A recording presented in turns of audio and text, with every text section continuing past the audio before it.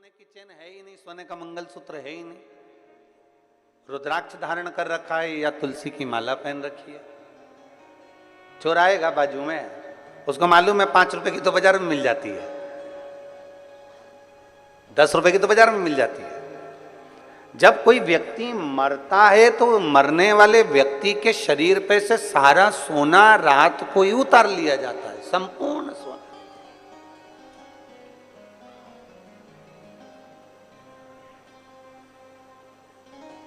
पर उसके गले में अगर रुद्राक्ष पड़ा हो तो, उसके गले में रुद्राक्ष की माला पड़ी हो तो निकालेंगे? अरे जम के तो बोलो जरा, नहीं निकाले। तुलसी की माला पड़ी है तो कोई निकालेगा? नहीं। क्या कहेंगे? बहू से भी माँ रोते रोते रेन दे, वो माला उनके गले में रेन दे, वो तुलसी की है, वो रुद्राक्ष की है,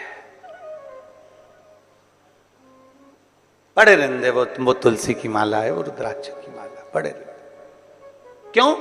क्योंकि उसको मालूम है कि ये तुलसी की माला, ये रुद्राक्ष की माला, ये पड़े रहने दे, ये किसी इसके भले कीमत नहीं है। सोना निकाल लो, अंगूठी निकाल लो, चेन निकाल लो, दादी के कानों में अगर बुंदा लगा है तो बुंदा निकाल लो, मुर्की लगी है तो मुर्की निकाल लो, लौंग नथ पहनी है अच्छी बड़ी सारी तो नथ निकाल लो, ये सब कुछ निकाल लिया जाएगा। हाथ की अंगूठी हो, पाँव का हो, हाथ का तगड़ी हो, कमर कस हो, जो कुछ होगा सारा निकाल लिया जाएगा। और वहीं अगर तुलसी की माला है, वहीं अगर रुद्राक्ष की माला है और वो पड़ी हुई है तो कोई नहीं निकालेगा। और ये समझने वाला विषय है कि भले वो ना निकाली जाए, सब कुछ निकाल लिया जाए, और वो अगर तुलसी और रुद्राक्ष की माला हमारे गले में पड़ी हुई है तो ये तुलसी और रुद्राक्ष का मन का हमें ना जाने कितने कितने नरकों से बाहर निकालते हुए परमात्मा की शरणागति प्रदान करा दे। कितने नरकों से निकालता हूं। और मैंने तेरे ही भरोसे बाबा, तेरे ही भरोसे हवा बिच उड़ती जावांगी बाबा, डोर हथो छड़ी ना मैं कटती जावांगी। भोले मैं तेरी पतंग, शंभू मैं तेरी पतंग, हवा बिच उड़ती जावांगी बाबा, डोर हथो छड़ी ना मैं कटी जावांगी। एक तुलसी की माला, एक रुद्राक्ष हमारे जीवन को सुख प्रदान कर देता, हमारे जीवन को आनंदता प्रदान कर देता। एक बेलपत्र हमारे जीवन को सुख प्रदान कर देते। हम शंकर भगवान का एक लोटा जल समर्पित करते हैं, शिव की भक्ति करते हैं, शंकर को एक लोटा जल चढ़ाते हैं, वो हमें कितना फल देती है, कितना फल देती है। एक कथा आती है, बड़ी सुंदर प्रसंग है, जरा स्मरण करिएगा सभी।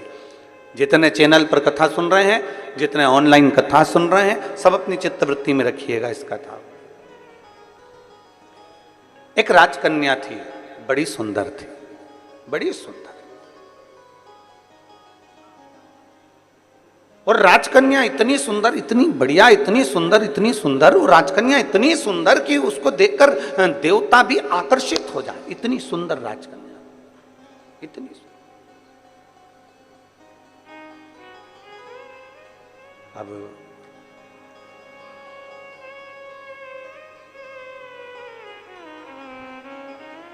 कन्या सुंदर थी, राजा को चिंता लग गई जब कन्या बड़ी हो गई। कन्या बड़ी हुई और चिंता लगी। किसको चिंता नहीं होती? और आज के जमाने में हम तो निवेदन करना चाहेंगे, बेटों की शादी की चिंता करो, बेटियों की शादी की मत करो। क्यों? क्योंकि बेटी इतनी मेहनत कर लेती है, इतनी लगनता से काम कर लेती है कि बेटी के लिए तो ढेरों संबंध आना चालू हो जाते हैं। उसकी लगनता, उसकी मेहनत उसको आगे बढ़ा देती है। और बेटों की चिंता इसलिए करना जरूरी होती है कि पिता अपने बेटे को काम पर लगा देता है, जा दुकान देख ले, जा व्यापार देख ले, जा ये कर ले, जा वो कर ले। करता वो भी है मेहनत, ऐसा नहीं कि मेहनत नहीं करता।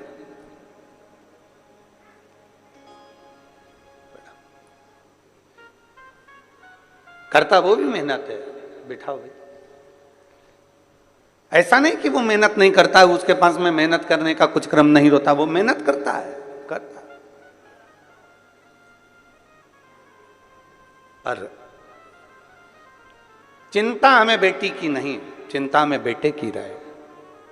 बेटी अगर लगनता से मेहनत कर रही है, अपने पिता के कार्य के प्रति जागरूक है, अपने पिता के वचन के प्रति जागरूक है और अपने पिता के बोले हुए शब्द के प्रति जागरूक है, तो फिर बेटी की चिंता नहीं रहती, फिर बेटी की चिंता नहीं। शिव पुराण कह रही है, भगवान शंकर का संवाद कर रहा है, भगवान उगड़दानी का संवाद कर रहा है, भगवान शंकर की पावन कथा कर रही है। राजकन्या इतनी सुंदर थी, इतनी सुंदर राजकन्या कि उसको देखकर देवता भी आकर्षित हो जाए, इतनी सुंदरता उस राजकन्या में, इतनी सुंदर। और फिर निवेदन आप सबसे, क्रीम की चमक, क्रीम की चमक कुछ दिन की रहती है, और यदि अच्छे कर्म करे हैं तो वो चमक तुम्हारे मरते दम तक रहती है, वो अंतिम समय तक है। बोल बम का नारा है, इतना धीमे बोलोगे तो कल्याण तुम्हारा है। बोल बम का नारा है, सारी समस्या का हल। क्रीम की चमक थोड़े दिन की है, पर अच्छे कर्म की चमक तुम्हारी जिंदगी भर की है, जीवन भर की।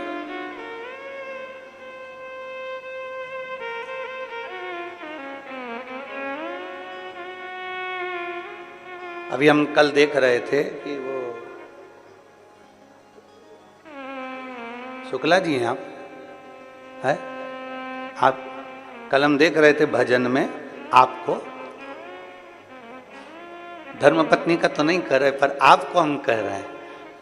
जब भजन चल रहा था आपको किसी से मतलब नहीं था, पर आपका नृत्य शंकर को रिझाने के लिए ऐसा जोरदार कमर से आनंद लेते हुए नाच रहे थे कि हमारा भी मन कर रहा था कि हम भी नीचे उतर कर आपके साथ आ जाएं।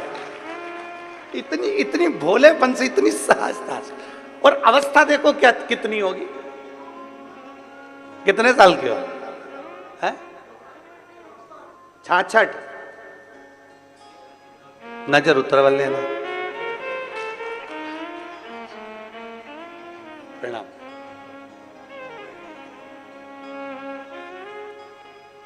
आ जाइए, महाराज जी को लिया 2 मिनट, माला पहना दो। एक सहजता का भाव, एक सरलता का भाव, एक नम्रता का भाव, एक विनम्रता का भाव।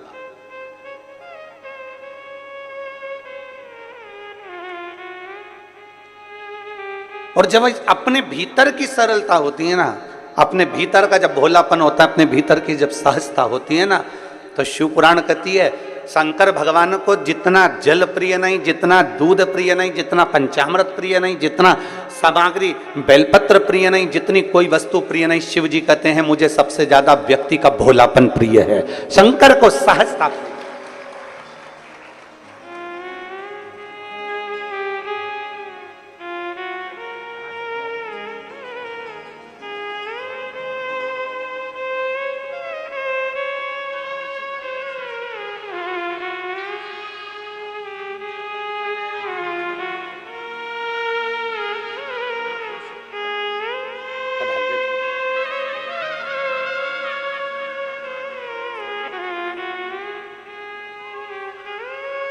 शिव तत्व की प्राप्ति, भोलापन जितना होगा आपके भीतर, वो सहजता का भाव शिव के करीब लेकर जाए। जितने भोले होगे आप उतने शंकर के पास हो। पर निवेदन एक ही है, भोले भोले के लिए बनो, संसार के लिए भोले बन जाओगे तो लोग तुम्हें पीछे धकाना चालू कर देंगे और एक कोने में ले जाकर छोड़ देंगे। फिर निवेदन करूंगा, फिर निवेदन, भोले भोले के लिए बनो। और भोले बनना है तो भोले व्यक्ति के लिए बनो, जो सहज हो उसके लिए हम सहज हैं, जो सरल है उसके लिए हम सरल, जो आनंदमय है उसके लिए हम आनंदमय हैं।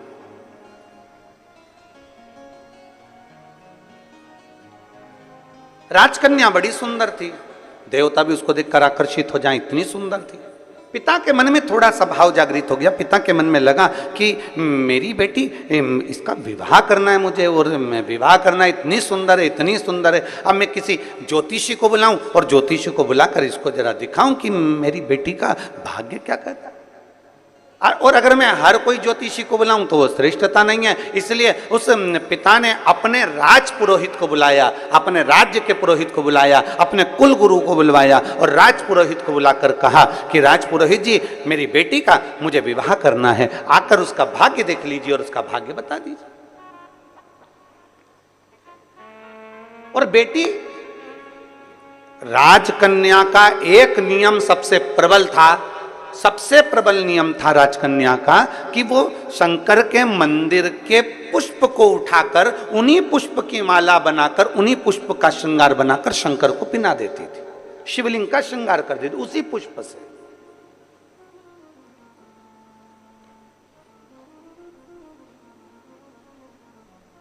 जैसे आजकल तो खैर मंदिर में बेलपत्र मिलना बड़ा कठिन हो गया। आपके राजनांदगांव के मंदिर में मिलता है क्या बेलपत्र? मंदिर में चढ़ा हुआ मिल जाता है क्या? आजकल तो बड़ा कठिन हो गया, लोग चढ़ाते हैं और उठा के ले जाते हैं, बहुत मुश्किल हो गया।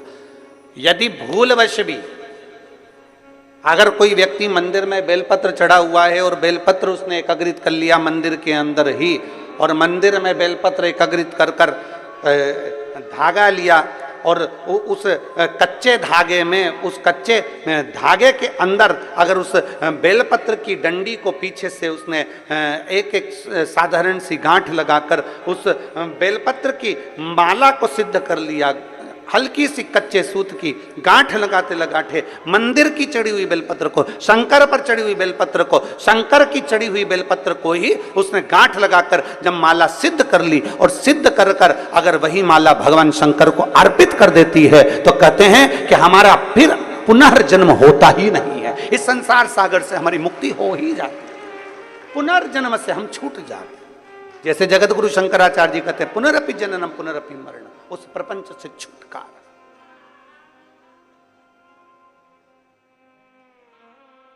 अब कई लोग ऐसे होते हैं कि वो